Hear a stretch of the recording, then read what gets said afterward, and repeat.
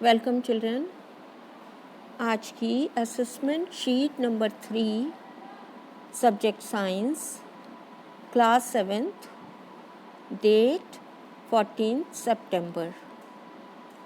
आज हम वर्कशीट को डिस्कस करेंगे और करेक्ट आंसर को फाइंड आउट करना है, निकालना है।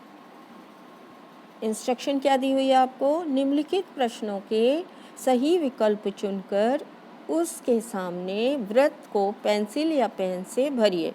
आपको कोई राइट का निशान नहीं लगाना है, कोई और टिक मार्क नहीं करना है।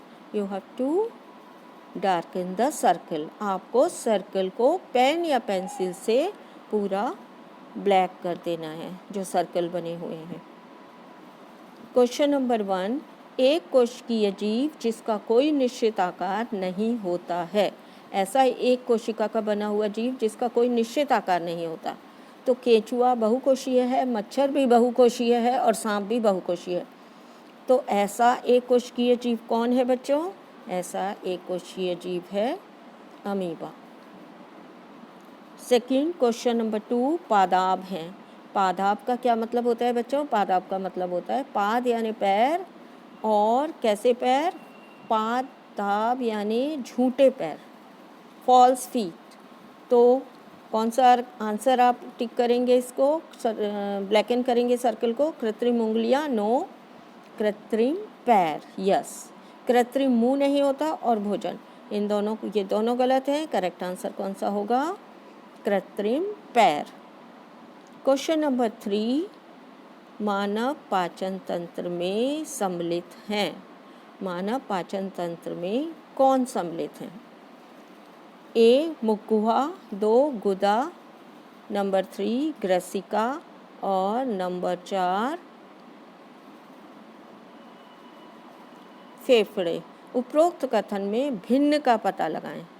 जो मानव पाचन तंत्र में सम्मिलित हैं इसमें से आपको भिन्न का पता लगाएं। भिन्न यानी जो ऑड वन आउट, सबसे अलग है। तो मुखगुहा, गुदा और ग्रसिका ये तीनों मानव पाचन तंत्र के भाग हैं, परंतु फेफड़े मानव पाचन तंत्र का भाग नहीं है। इसलिए आप करेक्ट आंसर क्या बताएंगे? फेफड़े। क्वेश्चन नंबर 4, डैश एक जुगाली करने वाला पशु है। जुगाली करने वाला पशु अर्थात जो रूमेन से भोजन को मुंह में वापस लाते हैं और बैठकर उसको चबाते रहते हैं, इसे हम जुगाली करना कहते हैं। हिरन, भैंस, गाय, उपरोक्त सभी। बच्चों इस क्वेश्चन का आंसर टिक करने के लिए आपको जल्दी में आंसर नहीं करना है। हिरन, भैंस और गाय ये सभी जुगाली करने वाले पशु हैं, तो करेक्ट आंसर आप कौन सा लगाएंगे? उपरोक्त सभी। क्वेश्चन नंबर 5, अमीबा में होता है। अमीबा में क्या होता है बच्चों? मुख व पाचन तंत्र, बी पाचन तंत्र और डी न मुख न पाचन तंत्र। अब आपको अमीबा एक कोशीय जीव है जिसका आकार निश्चित नहीं होता। उसमें क्या क्या होता है? ना तो मुख होता है और ना कोई पाचन तंत्र होता है।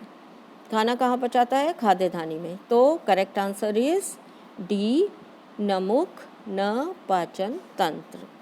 क्वेश्चन नंबर 6, जुगाली करने वाले पशुओं में पाचन प्रक्रिया के चरण इस प्रकार हैं। यहाँ पर आपको 4 चरण दिए हुए हैं। पत्तेदार भोजन को निगलना, भोजन को मुंह में चबाना, जल्दी निकलना अर्थात भोजन को मुंह में ले जाना। ये भोजन खाना है, निगलना नहीं है। भोजन को मुंह में ले जाना। और 4th दिया आपको भोजन को रुमेन में संग्रहित करना, जो फर्स्ट पार्ट ऑफ आमाशय होता है, आमाशय के पहले पार्ट में संग्रहित करना। तो करेक्ट आंसर कैसे निकालेंगे आप? आपको पता है सबसे पहले जुगाली करने वाले पशु क्या करते हैं? भोजन को जल्दी जल्दी खाते हैं। तो यहाँ पे भोजन खाना आएगा बच्चों। भोजन या घास, भोजन अंदर लेना, अंदर लेना।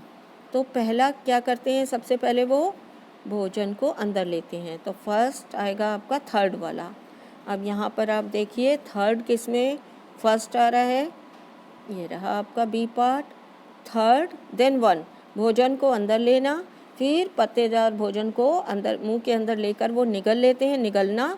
उसके बाद जब वो निगल लेते हैं तो भोजन को रूमेन में संग्रहित कर देते हैं, फोर्थ वाला।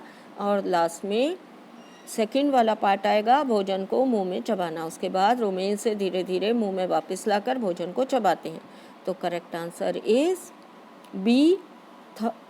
सबसे पहले अंदर लेना, उसके बाद उसको पत्तेदार भोजन को निगलना 1, देन रूमेन में संग्रहित कर लेना निकलने के बाद, और लास्ट में भोजन को मुंह में वापस लाके चबाना। तो correct answer B. Question number 7, किसी कोशिका के केंद्र में स्थित गोलाकार संरचना है। सभी कोशिकाओं के 3 मुख्य भाग होते हैं। कौन कौन से बच्चों? एक कोशिका झिल्ली जो चारों ओर से घेरे रहती है, बीच में जो गोल भाग होता है स्पष्ट दिखाई देता है, केंद्रक। और तीसरा कौन सा होता है? साइटोप्लाज्म या कोशिका द्रव्य। तो जो कोशिका के केंद्र में स्थित गोलाकार संरचना होती है उसे हम क्या कहते हैं बच्चों?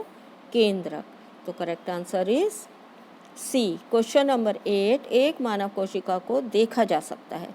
आपको पता है मानव की कोशिकाएं बहुत छोटी होती हैं आकार में, जिन्हें खुली आंखों से नहीं देखा जा सकता।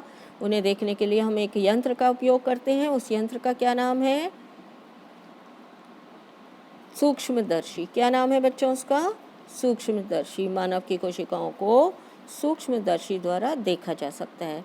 क्वेश्चन नंबर 9, मरुस्थलीय पौधों में प्रकाश संश्लेषण होता है। हरी पत्तियों द्वारा, जड़ों द्वारा, हरे तने द्वारा प्रकाश संश्लेषण नहीं होता।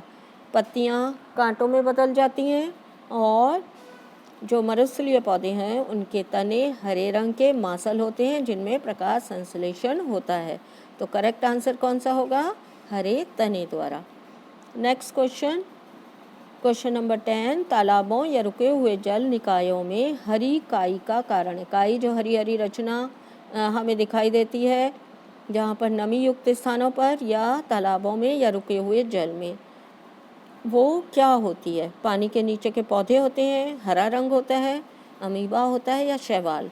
शैवाल एक पादप है जो नमी युक्त स्थानों पर उगते हैं, जिसमें जड़, तना, पत्तियां नहीं पाई जाती, जिसे हम काई के नाम से जानते हैं। तो करेक्ट आंसर क्या आएगा इसका? शैवाल। Thanks for watching.